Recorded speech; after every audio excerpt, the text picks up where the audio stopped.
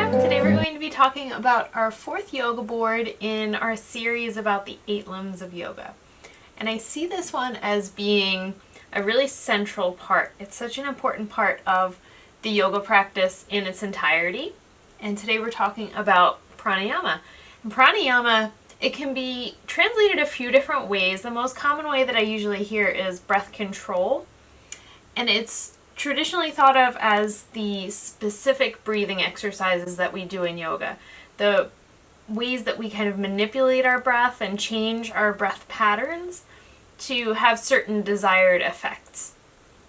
And there's a lot of different variations to that in the yoga practice, but I think of pranayama and breath control kind of in a similar way that we're going to see meditation later on when we talk about that in the 8 limbs of yoga. Before we practice meditation, we have to set the groundwork by working on our concentration, our ability to stay focused. And I look at pranayama kind of in a similar way, where if we're going to work on breath control, we have to start with a strong foundation of breath awareness, right? We have to know what we're working with before we go in there and start to try and change things. So breath awareness is going to start with understanding the 4 parts of your breath. It's what actually makes up our breathing pattern. And you can find that right over here. So the first part of the breath is inhaling. It's drawing air in. And then we get to this transition point at the top of the inhale. It's when the lungs are full. And we can either hold that position or we can switch right into an exhale. If we hold that, it's called a kumbhaka. It's a breath retention exercise. And the internal kumbhaka would be at the top of the inhale. And then the third part of the breath is the exhale, when we let that air go. And then we have a similar thing that happens at the bottom of the exhale when the lungs are all the way empty. Then we have another space where we can perform a kumbhaka, where we can hold the lungs empty for a period of time before we go back into our next inhale. So you see you have those 2 moving aspects of the breath. Either we're drawing air in or we're pressing air out. And we can stop at the top of the breath or the bottom of the breath. There's always those 2 transition points. Sometimes we minimize them to create what I'll call a circular breath. So in a circular breath, it's a very quick transition from inhale to exhale. That pause in between is almost non-existent because we transfer those things so quickly. And then there's the instance where we can either do 1 kumbhaka at the top of the inhale or at the bottom of the exhale, depending on where we're trying to go with our breath, what our end goal is. And I've drawn these little diagrams down here to give you a visual of what our breath can look like, especially when we start to add different counts or different ratios to the 4 parts of the breath.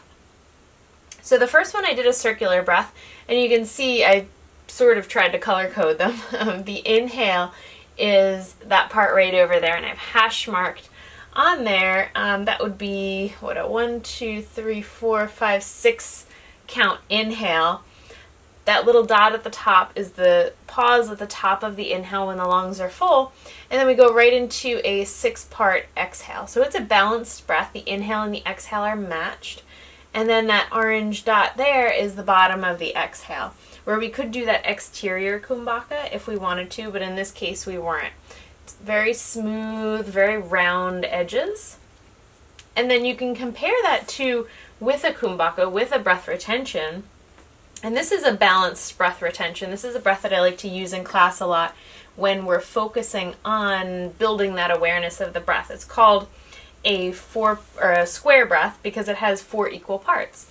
So this one, it's a 5 count for the inhale, and then a 4 count at the top of the breath, a 5 count exhale, and then a 4 count at the bottom of the breath. So you're inhaling, you could really do 4 or 5 for any of those, whatever number works better for you. So let's say I inhale for 5, I hold the top, I hold that breath in for 5 seconds, I exhale for 5, and then I hold the lungs empty for 5.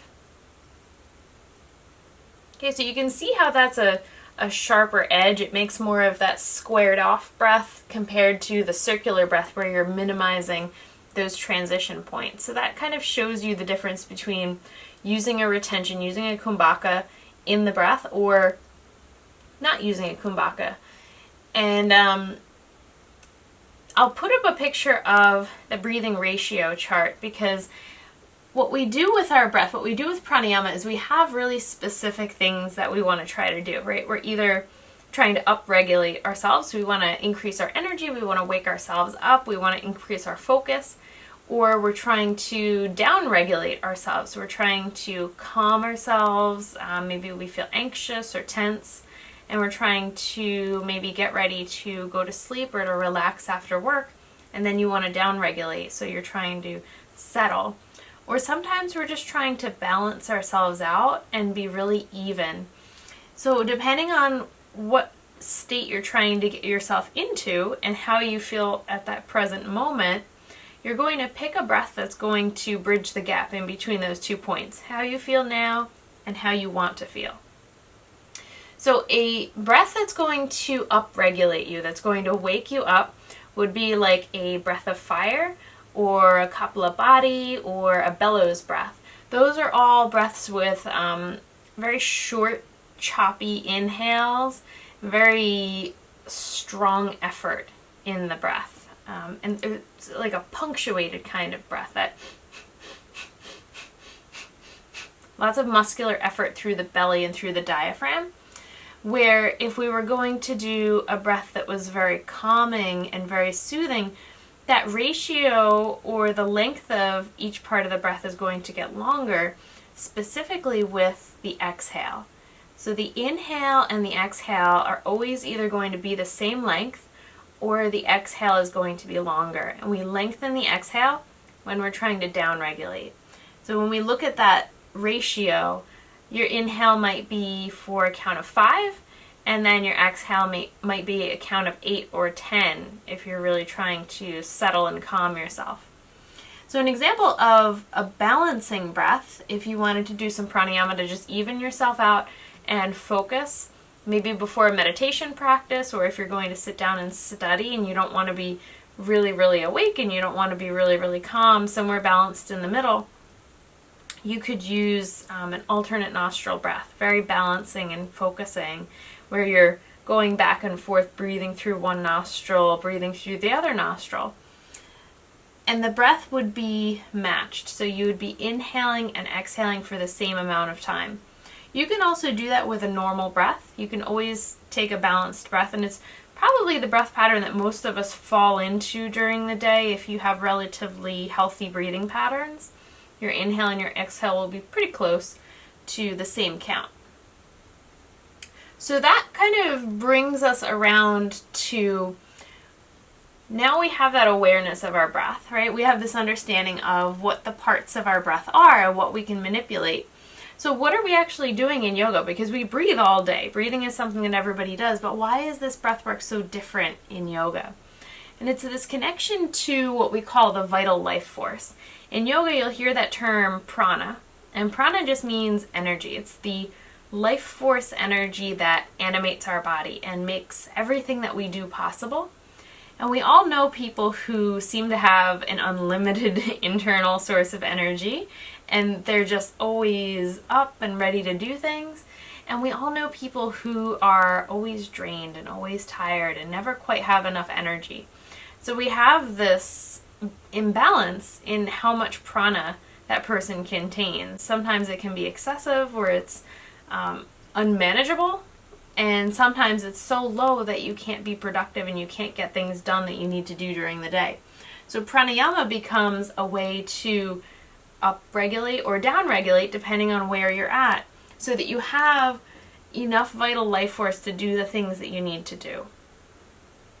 And this becomes an issue especially longevity-wise. So a lot of people have a lot of prana when they're younger, and then life just starts to drain you, and you're giving more energy than you're able to take in, or you're able to sustain or create.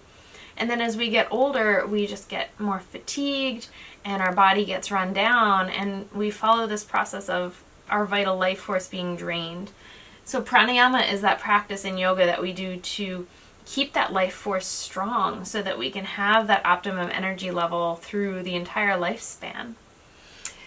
When we look at the word pranayama, prana is the first half of that word.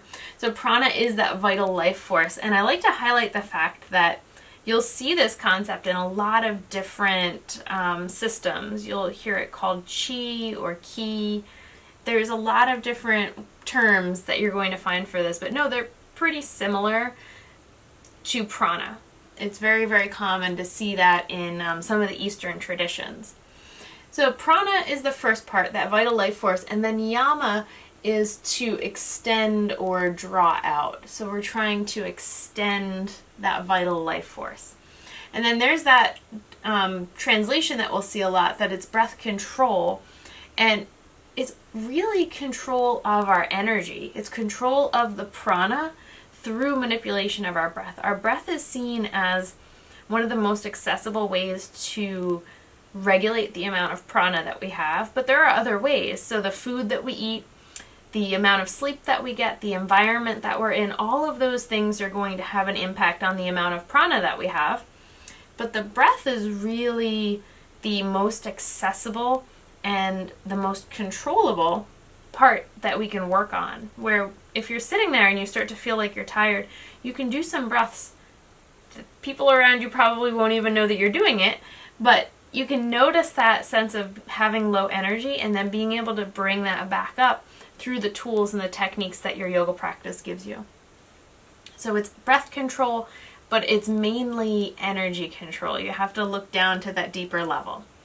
One of the most common breaths that we'll do is the ujjayi breath. And the interesting thing is, traditionally in hatha yoga practice, pranayama and asana practice, pranayama and doing your postures were traditionally two separate things. You would do your breath work, you would do your postures, and they were both aspects of your practice, but they weren't really combined very much.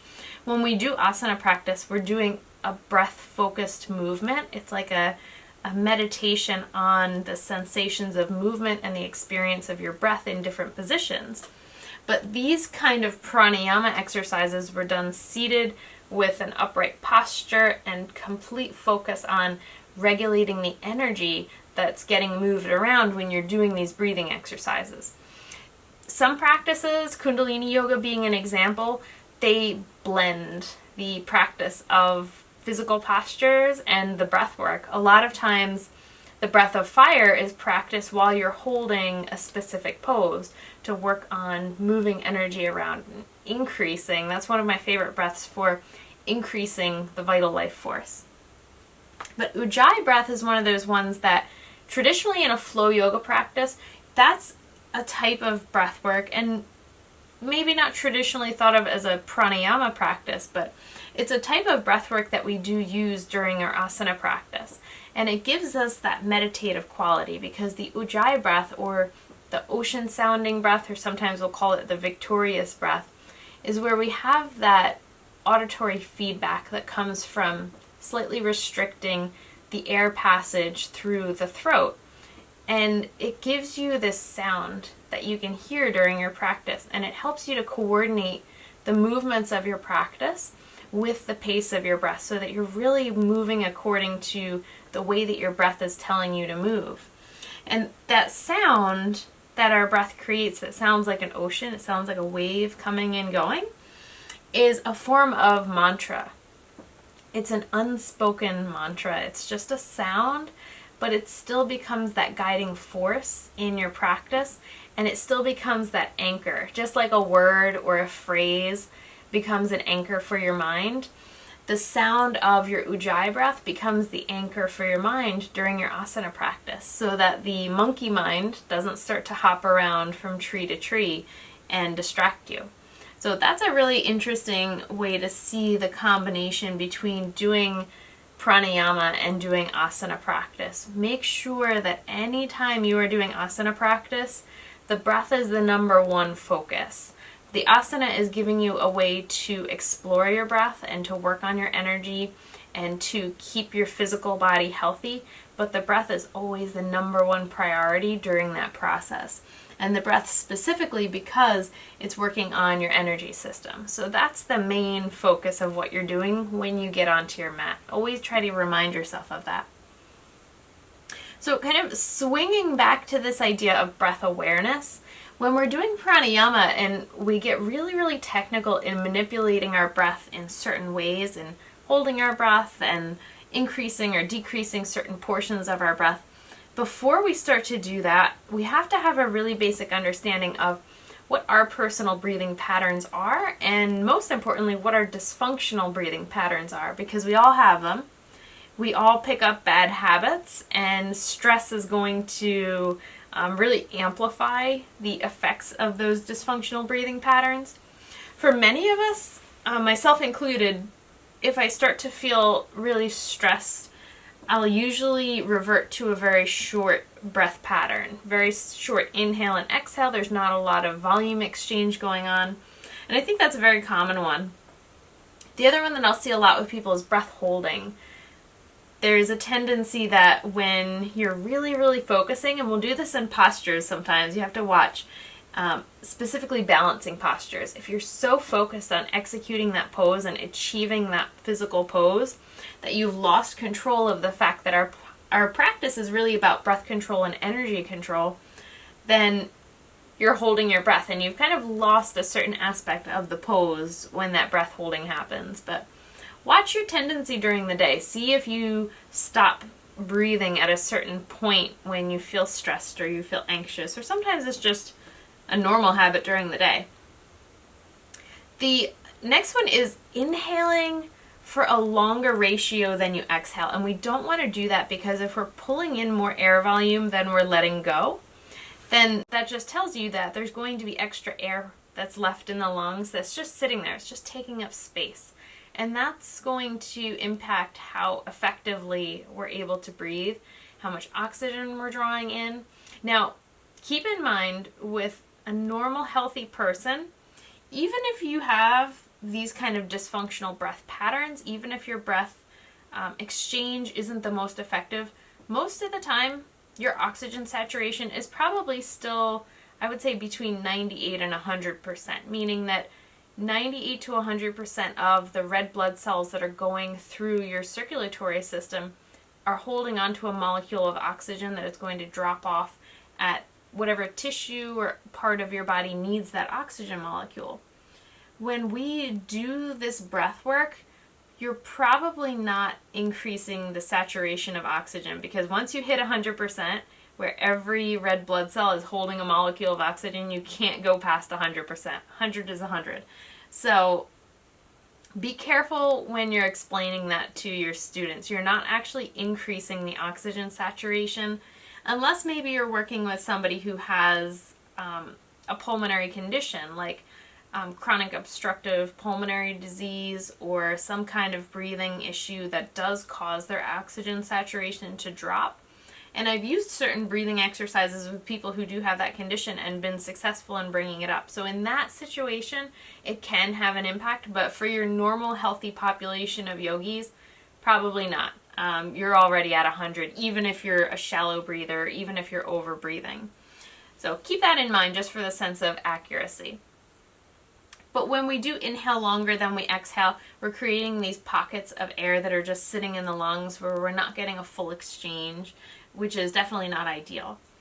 The reverse breathing is the one that I find to be the most difficult to retrain people to breathe properly. And what reverse breathing means is that instead of having that normal pattern of inhaling and filling into the belly and then exhaling and contracting and drawing in, they do the opposite. So it would be inhale, they suck their stomach in, and sometimes they'll puff their chest up, and then when they exhale, they drop down and the belly kind of opens up. So the diaphragm is actually moving the opposite way, or sometimes it's just the abdominal wall isn't coordinated with the diaphragm. There's this disconnect in what the diaphragm is doing and which direction it's creating pressure to actually move air in and out of the lungs.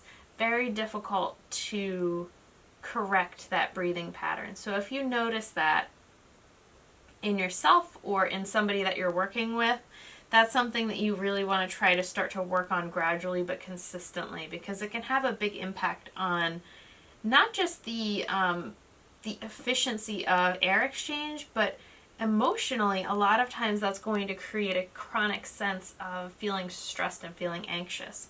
I think that's the biggest impact that you're going to see with some of these dysfunctional breathing patterns, is it actually has more of an emotional component to it. The mouth breathing a lot of times is a structural issue. If somebody is chronically clogged and congested in their nose, they're going to resort to mouth breathing. But the rule that I follow is that the mouth is made for eating and the nose is made for breathing. The nose is a really sophisticated structure that is going to prepare the air to go into our lungs. It helps to filter out particles, it helps to warm the air and moisturize it before it comes into our lungs, so that the lungs don't have this abrupt impact from dry air or particles that are going to cause irritation. So breathing through your nose is ideal. We all have that situation where we've had a cold or allergies and it was difficult to breathe through your nose, so you breathe through your mouth. But try to keep an eye on that, and then maybe you need to do something like using a neti pot to clean out the sinuses so that you can breathe more freely through the nose. And then the last one, another really, really common one that I see is chest breathing.